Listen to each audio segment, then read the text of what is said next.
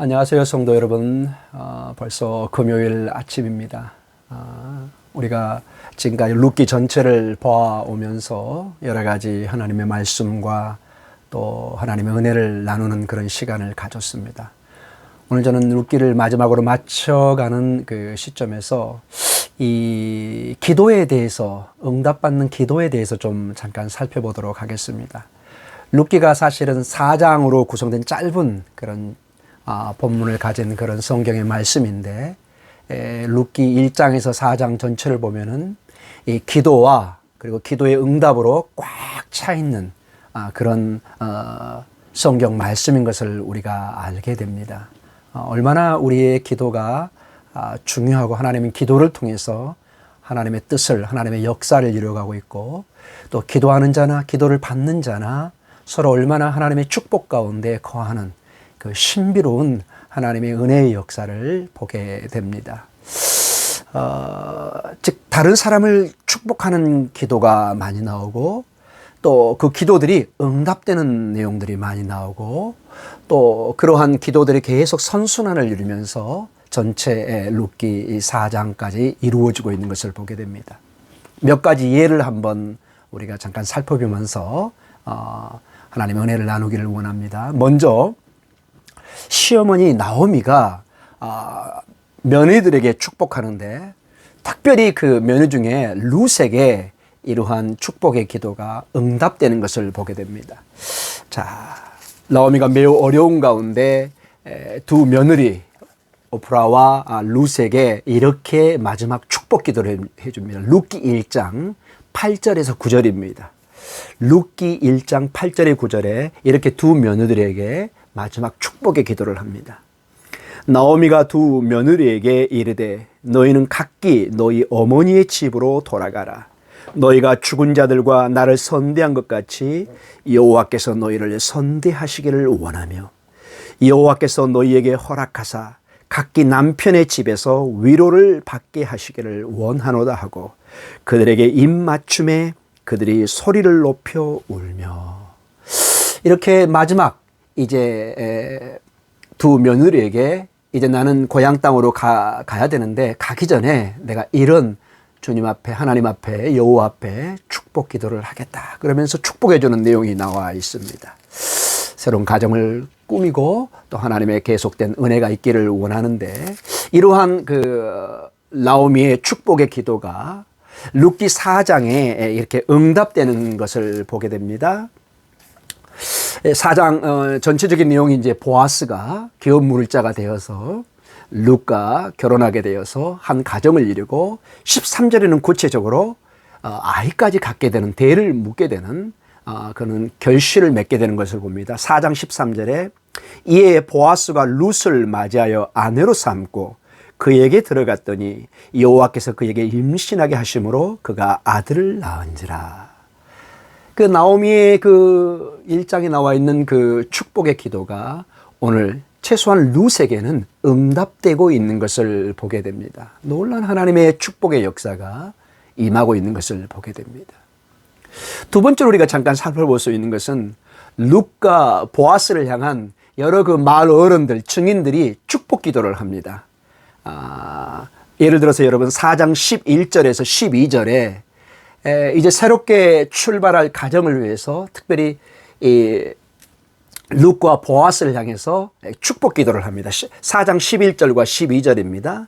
성문에 있는 모든 백성과 장로들이 이르되 우리가 증인이 되나니 여호와께서 내 집에 들어가는 여인으로 이스라엘의 집을 세운 라헬과 레아 두 사람과 같게 하시고, 내가 에브랄에서 유력하고 베들레헴에서 유명하게 하시기를 원하며, 여호와께서 이 젊은 여자로 말미암아 내게 상속자를 주사 내 집이 다말이 유다에게 낳아준 베레스의 집과 같게 하시기를 원하노라 하니라.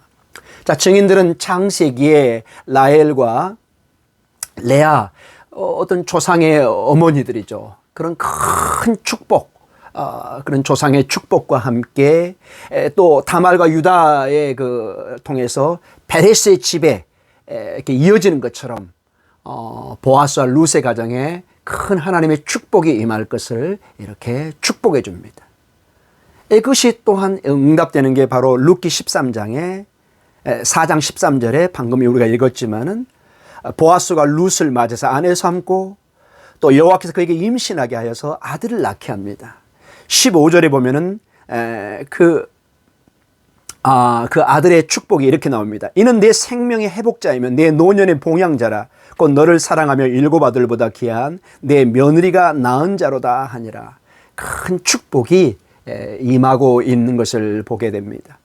그리고 17절에 그 낳은 이름을 오벳이라고 하는 실질적으로 그 가정에 자녀가 생기는 것을 봅니다. 그리고 21절과 22절에 정말로 살몬은 보아스를 낳고 보아스는 오벳을 낳고 오벳은 이새를 낳고 이새는 다윗을 낳는 큰 가문을 이어가는 축복이 임하고 있는 것을 보게 됩니다.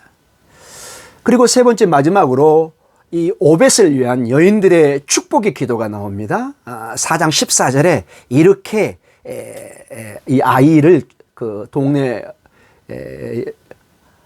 여인들이 축복을 해줍니다. 4장 14절입니다. 여인들이 나오미에게 이르되 14절입니다. 여인들이 나오미에게 이르되 찬송할지로다. 여호와께서 오늘 내게 기업 물을 자가 없게 하지 아니하셨다. 이 아이의 이름이 이스라엘 중에 유명하게 되기를 원하노라. 장차 그 낳을 아이를 축복을 해줍니다. 그 응답으로 4장 17절에 이렇게 나옵니다. 그의 이웃 여인들이 그에게 이름을 지어주되 나오미에게 아들이 태어났다 하여 그 이름을 오벳이라 하였는데 그는 다윗의 아버지인 이새의 아버지였더라. 정말로 유명한 이름이 되고 가문이 되는 것을 보게 됩니다. 사랑하는 성도 여러분, 우리는 이렇게 이 축복 기도에 선순환이 있는 것을 보게 됩니다. 우리가 어떤 다른 사람을 위해서 내 개인적인 유익이 아니라 다른 사람들을 위해서 축복 기도를 해주고 그 기도가 이렇게 응답되기를 이렇게 기도할 때 또 그 기도는 다른 사람에게 그 축복 기도가 임하여서 응답되는 것을 보게 됩니다. 근데 중요한 게 이게 세 가지 선순환이죠. 자, 내가 하나님의 은혜 가운데 다른 사람을 위해서 축복 기도를 합니다. 또 그 다른 사람은 또 다른 사람을 위해서 기도합니다.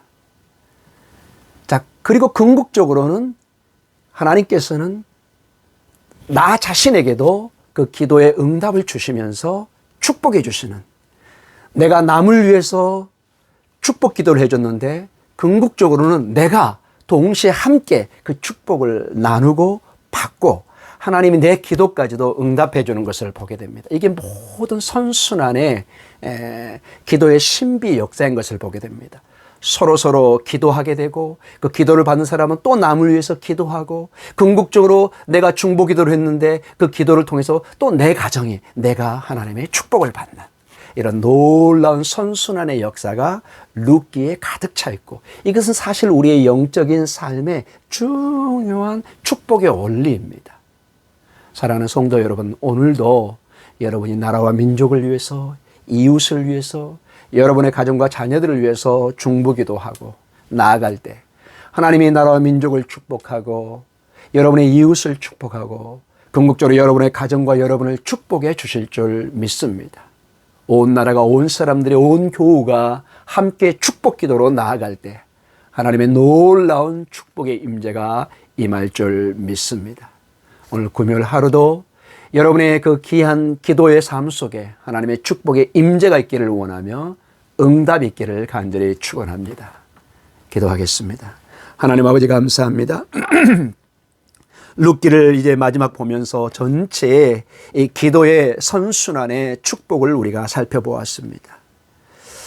하나님의 은혜 가운데 다른 사람들을 위해서 축복 기도를 하고 또 기도를 받는 사람은 또 다른 사람을 위해서 축복 기도하고 그리고 궁극적으로 그 기도를 했던 자기에게도 그 축복의 응답이 주어지는 것을 보게 됩니다.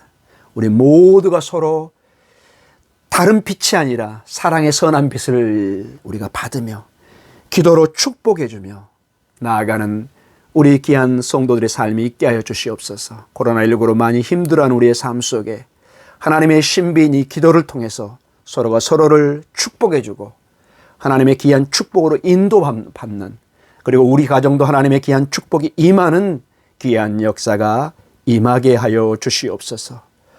한 주간을 지켜주심을 감사하고 금요일 하루도 지켜주시고 하나님 축복해 주시옵소서. 예수님 이름으로 기도드립니다. 아멘.